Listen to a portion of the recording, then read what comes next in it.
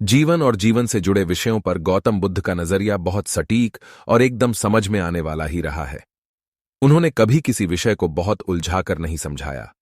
अपने शिष्यों की सारी जिज्ञासाएं वे साधारण से उदाहरणों से ही हल कर दिया करते थे।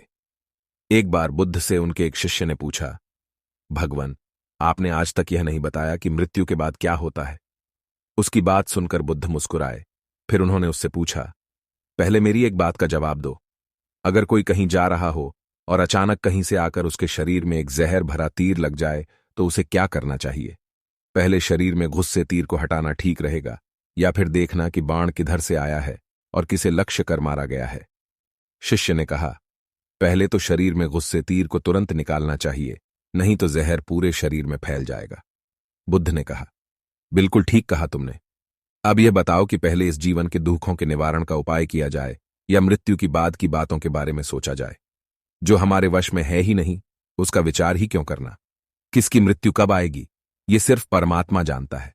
मनुष्य के हाथ में सिर्फ कर्म करना है। उसे उन विषयों के बारे में सोचकर वक्त बर्बाद करना ही नहीं चाहिए जो बातें उसके हाथ में हैं ही नहीं। उसे सिर्फ उन बातों के बारे में सोचना चाहिए जो वो कर सकता है।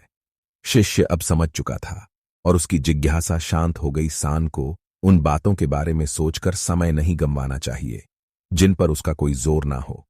हमेशा उन बातों के बारे में ही विचार करें जो आपकी परेशानियों को कम कर सके, समाज को जिससे फायदा हो या किसी इंसान की मदद हो।